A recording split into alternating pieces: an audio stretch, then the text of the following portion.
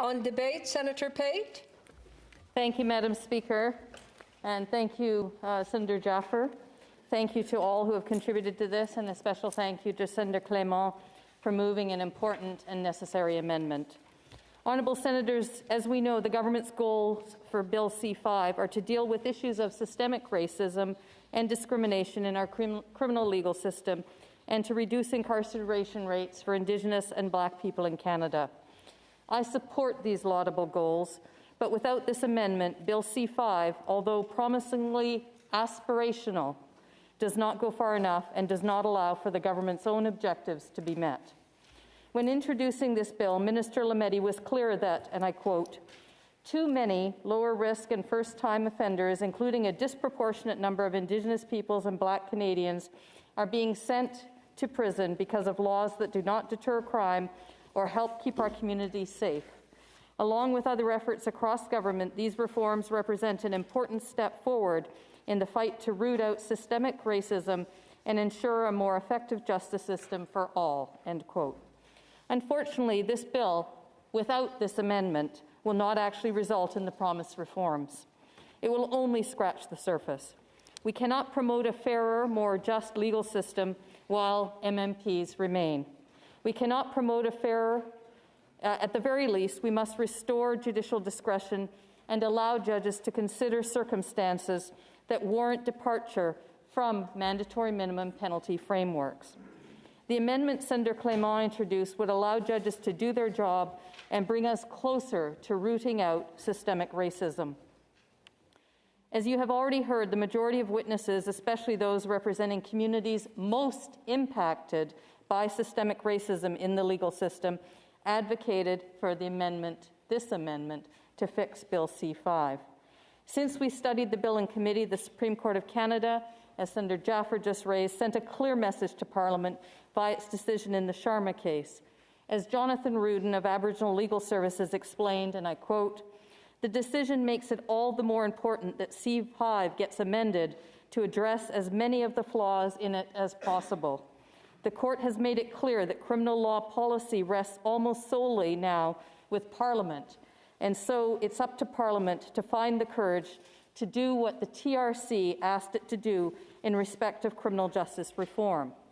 Call to action number 32 of the TRC urged the repeal of all mandatory minimum penalties, or at least to allow judges to not impose any mandatory minimum penalty not repealed. As the former Chief Commissioners of the TRC and the Missing and Murdered Indigenous Women and Girls Inquiry also pointed out, without this amendment, Bill C-5 prevents judges from doing their job by prohibiting them from applying Section 718(2)E of the Criminal Code, otherwise known as Gladue sentencing principles, when sentencing Indigenous and other racialized people. Senators, it is imperative that we support Senator Clement's amendment. It offers an opportunity to counteract the crisis of overrepresentation and over-incarceration of Black and Indigenous people. The next chance to amend mandatory minimums may not happen for many years, and during that time, too many more of the most marginalized and discriminated against will continue to face disproportionate and unfair sentences. We must heed the advice of our former colleague, the Honourable Murray Sinclair, as well as those of Justice Marion Buller, National Chief Archibald, and the many other Indigenous and Black experts who have urged us to be courageous and address the fundamental flaws in Bill C-5. This amendment meets the government's commitment to the TRC calls to action and criminal justice reform. The time to fix this bill with this amendment is now. Jonathan Rudin clearly and eloquently spelled out why waiting for some future action should not even be considered an option. And I quote, "Wait? What are we supposed to wait for? We already have mass incarceration. We can't wait. We have to stop waiting, and we have to stop pretending that waiting doesn't carry its toll, because there is a toll.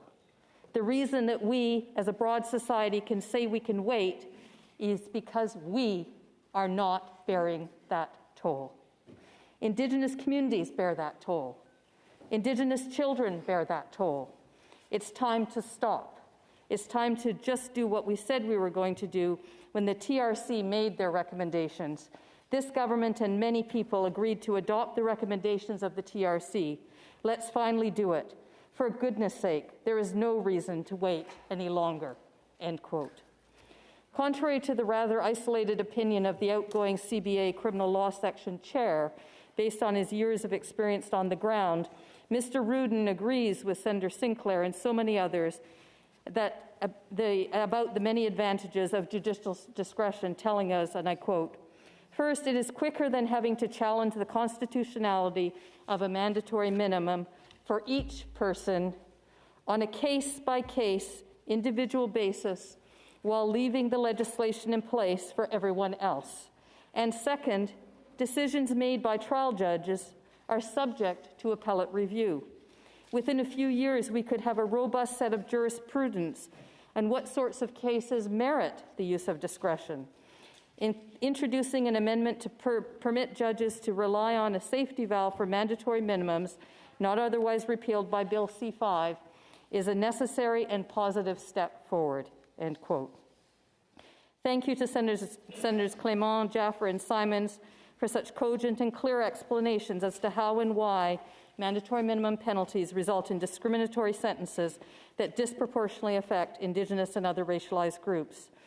For those of you still wondering about this, though, allow me to share the testimony Alan Bartleman from the Indigenous Bar Association shared with us when he advised us that, quote, "Mandatory minimum sentences contribute to this crisis by placing individuals, especially vulnerable individuals, into positions where they feel obliged to plead down to lesser offences in order to avoid the specter of mandatory minimums, or alternatively, to stare down the prospect of running a gauntlet of Section 12 related challenges." End quote.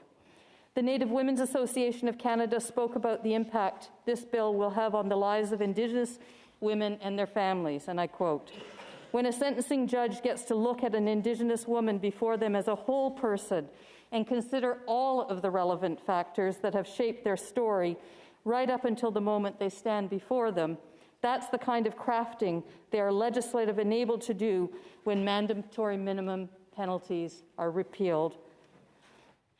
They can take a wholesome and holistic approach to crafting a sentence that meaningfully considers Parliament's goals under Section 718(2)(e) to reduce over-incarceration by considering those factors and seeking alternatives to incarceration.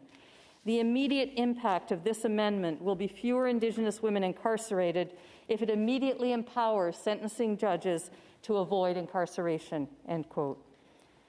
NWAC supports providing more mechanisms for judges to be able to consider the holistic background of Indigenous women and encouraged us to pass the proposed amendment to advance reconciliation by, I quote, "allowing judges to be judges, to do the job that we trust them to do, and advance reconciliation in the courtroom after Parliament and the Senate have advanced reconciliation through amendment here." End quote. In her submission to the Legal Committee, the Honourable Justice Marion Buller, the first First Nations woman judge in British Columbia and Chief Commissioner of the National Inquiry into Missing and Murdered Indigenous Women and Girls, discussed the effect of Bill C-5 on judges as preventing them from carrying out the sentencing provisions prescribed by the Criminal Code and effectively forcing them to obviate, to not apply those sentencing provisions according to their legal obligations. In addition, she described the impact on Indigenous families and said, I quote, "The incarceration of women resulting in the separation of the mother and child is a violation of the child's right under the Convention on the Rights of the Child," end quote. Indigenous women, children, families, and communities can no longer wait, and neither can any other marginalized groups, nor should they be expected to wait or to sacrifice so much because we here lack the courage to do what is necessary and what is right.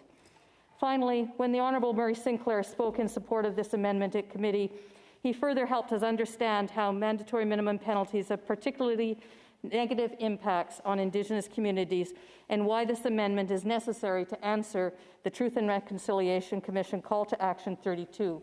He reminded us, and I quote, The TRC called upon the federal government to amend the criminal code to allow trial judges, upon giving reasons, to depart from mandatory minimum sentences and restrictions on the use of conditional sentences. This recommendation has been widely supported by Indigenous and Black organizations, women's groups, and other expert bodies. Mandatory minimum sentences and the restrictions on conditional sentences are used more frequently and egregiously against Indigenous, Black, and racialized people and have a much harsher impact on these groups. I urge the government to reconsider and fully implement Call to Action 32.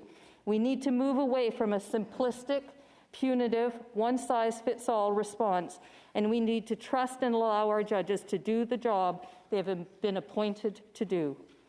End quote. He specifically also explained why, at the minimum, this amendment is necessary, saying, and I quote, "I think short of repealing every one of the mandatory minimum provisions that are in the criminal code right now, a suitable amendment would be to give judges the jurisdiction and authority to ignore mandatory minimum sentences if they provide written reasons. I would prefer that approach rather than looking for an amendment or looking to reject the bill, because I think the bill is amendable. The bill is amendable and salvageable if that kind of amendment is included." End quote. Colleagues, this is not the perspective of a naive or unsavvy individual. This is the sage advice of the author of the very report based upon which the government claims it responds by offering up Bill C-5 as its response.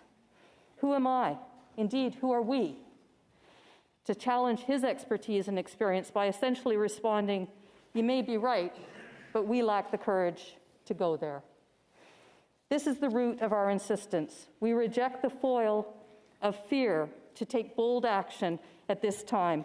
Let's not make the same mistakes of our forebears when they ignored the realities of residential schools. Let's at least take this step to try to address the mass incarceration legacy of residential schools. Dear colleagues, the choice today is simple. Do we listen to the majority of witnesses and experts, or do we give in to fear? Do we demonstrate the courage requested of us to take our responsibility and try to fix this bill, or will we leave the burden on those who will bear the toll of consequences we could avoid?